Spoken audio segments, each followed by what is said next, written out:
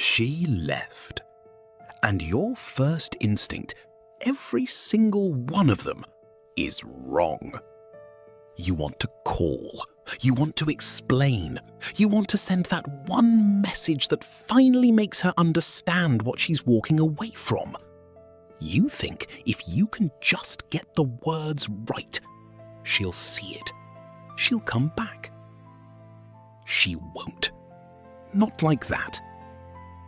Here's the truth nobody tells you at the start of this.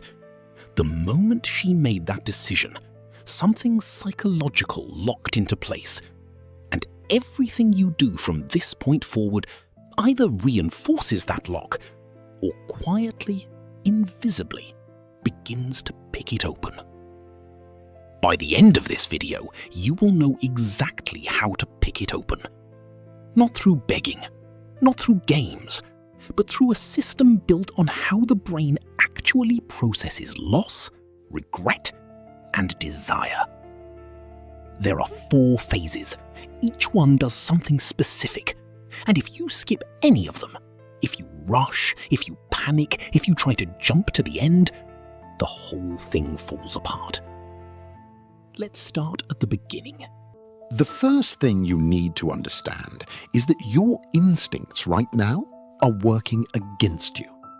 Everything that feels productive, reaching out, explaining yourself, checking her profile, sending the message you've been rewriting for 3 days, none of it is doing what you think it's doing. Here's the actual psychology.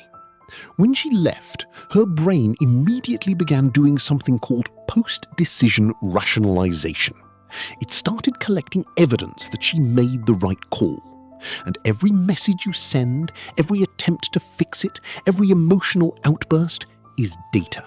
Data her brain uses to confirm, yes, I was right to go. You can't fix a burn by touching it again. So the move is to disappear. Not distance, not giving her space. Gone. No contact. No checking her stories, and yes, she can see who viewed them. No rereading old conversations. That last one matters more than people realize, because rereading keeps you emotionally anchored to something that's already over. It keeps the wound open. The disappearance has one job. Starve her brain of the data it's using to feel certain. Because here's what certainty does. When she has full certainty about you, about where you are emotionally, about how badly you're taking this, she stops thinking about you. The case closes. But the moment that certainty is interrupted, the mind opens back up. It starts questioning. And a questioning mind is the first crack in the door. The disappearance creates that crack. But here's where most men get this wrong. They go silent on their phone, but spend 6 hours a day running mental simulations of what she's doing, who she's talking to, whether she misses them yet. That obsession leaks. Eventually, it breaks the silence. One message that doesn't count. One emotional check-in. And just like that, you're back to zero. The disappearance is not just external, it's internal. You have to actually step back, mentally, emotionally, physically. And the way you do that is by replacing the obsession with something real. Your body, your work, your friendships, anything that genuinely demands your attention and pulls you back into your own life. When you resurface, and you will, the energy you carry matters more than anything you say. It should feel like your life kept moving without her at the center of it. That feeling cannot be faked. It has to be built. And the disappearance phase is where you start building it. Silence alone doesn't reset anything. It just clears the space. What you do when you come back, that's what actually matters. Here's something most people don't think about. In her mind, you already have a file, a mental category, a fixed image of who you are, how you behave, what to expect from you. And right now, that file is working against you. It contains whatever impression she walked away with. Phase 2 has one job: break the file. Not by announcing that you've changed, not by telling her about the work you've been doing or the person you're becoming. That's the mistake. The moment you start narrating your own transformation, the mystery dies. She just sees a guy trying hard to seem different. And trying hard is the opposite of what this phase needs. The interrupt is not a statement. It's a feeling she gets before she can explain it. So step 1, figure out what's actually in the file. Go back through everything. What was the dominant impression she walked away with? Not vaguely, specifically. Were you too available? Too passive? Too emotionally readable? Too predictable? Name it exactly, because the interrupt has to be the direct opposite. If you don't know what you're interrupting, you're just randomly changing behavior and hoping something lands. Step 2, come back different in exactly that dimension. Not performing a new character, just letting something show that contradicts the old image. If you were always agreeable, let some edge through. If you were emotionally transparent, become harder to read. If you were predictable, do something that doesn't fit the script she had written for you. One moment that makes her think, wait, I didn't know that was there. That's enough. That's all it takes to crack the file open. Step 3, and this is the dark psychology part. Use confusion as a tool. Reach out, invite her somewhere. Let her feel the relief of you coming back, that natural exhale of tension resolving. And then cancel. No reschedule, no explanation. Just vague and completely unbothered about it. That move does something very specific. It pulls the certainty back out from under her right after she felt it return. She doesn't know where she stands, and that uncertainty, that gap between what she expected and what happened, is exactly where curiosity starts growing. Don't over-explain anything during this phase. Vagueness is doing more work than any explanation ever could. You broke her image of you in phase 2. Phase 3 is about not wasting that. Here's what happens after a good pattern interrupt. There's confusion in the air. She doesn't fully know what to make of you anymore. And most men, the second they sense that confusion, rush to resolve it. They get warm and available again. They explain themselves. They hand her back the certainty she just lost. That is the exact mistake that kills everything. The confusion you created is now your most valuable asset. Don't touch it. Instead, use a psychological principle called the open loop. The human brain has a deep, almost compulsive need to close unfinished things. Psychologists call it the Zeigarnik effect. We remember and fixate on incomplete tasks far more than completed ones. An unresolved question doesn't just sit in the mind, it pulls, it keeps coming back. Your job in this phase is to become an open loop she can't close. The mechanic is simple. You say something that implies more than it explains, something that naturally makes her want to ask a question. And when she asks, you don't fully answer it. Here's a specific example. You send her one message. Just saw something that reminded me of you. Weird. That's it.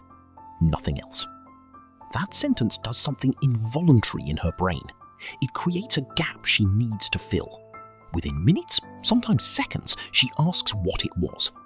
And the moment she asks, something important has already happened. She moved toward you. She invested. She opened a loop of her own. Do not close it. Give her half an answer that opens another question, something that keeps the thread unresolved, because the unanswered question keeps you in her head after the conversation ends. A full answer would have ended it right there. Here's the benchmark for this phase.